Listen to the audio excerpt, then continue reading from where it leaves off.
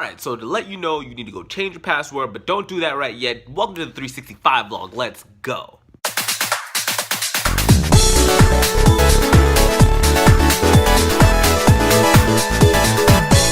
People, today is September 20th, 2016, day 273 of the 365 vlog, and I'm going to talk about hackers. Specifically, over the past couple of days, I have been watching Mr. Robot, and I don't even know how I got into the show. I think I was with Enrique like a few months back, and he told me about the show, and then I heard a couple of other people talk about the show, and it eventually got into season 2, and things got hyped.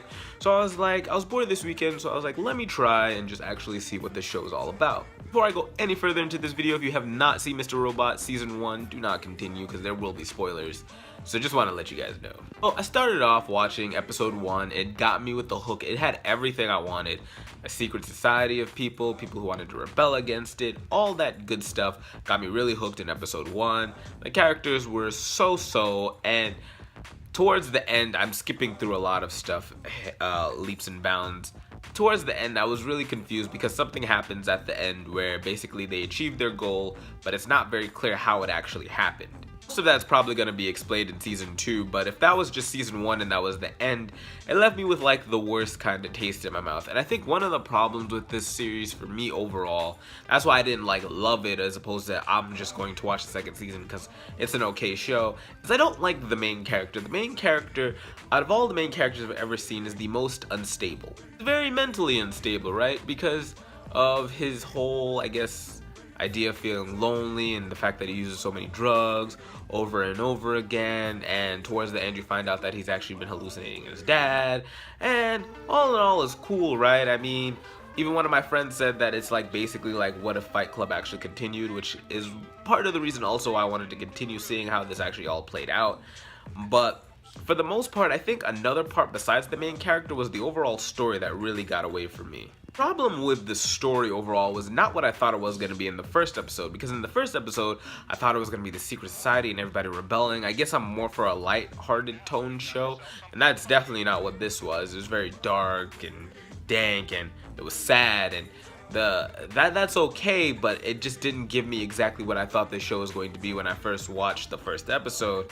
It had a lot of twists and turns, a lot of weird parts, and I don't think I ever really connected to any of the characters, making them feel like really personable to me, because the main character in himself, he was a really great hacker, but the problem with him is that he just kept fucking up, and it was really annoying because I wanted him to succeed and actually pull off these plans, and things just through the whole story just felt really that's the word.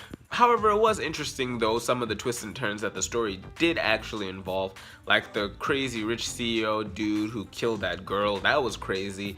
But I feel like they didn't make enough use of him in that season. Like, he appeared, did a couple of things, and basically left. And I feel like I got to know a little bit about his character, but not that much. Just that he was very egocentric and he just wanted power for some reason. He really liked the main character. They had some weird connection throughout the whole first season. I didn't really understand it, but they liked each other, I think.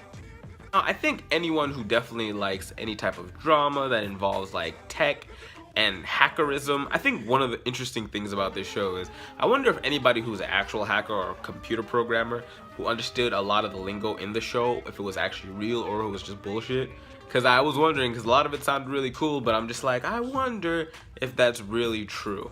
Another point in this whole first season, the Dark Army. If I had like a drinking game and I heard the Dark Army, I'd have been drunk by the end of the series, because they say that name way too much and it seemed really too important and crucial to their plan.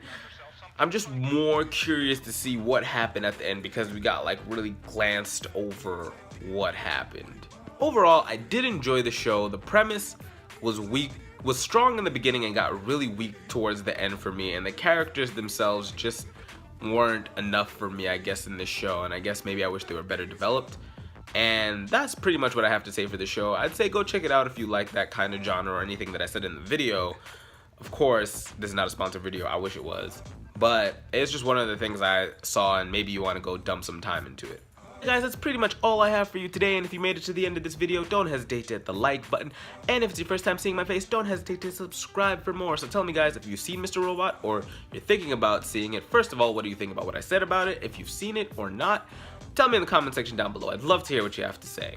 Yeah, guys, I'm Vandal. Don't forget to keep it 365, and I'll talk to you next time with another video.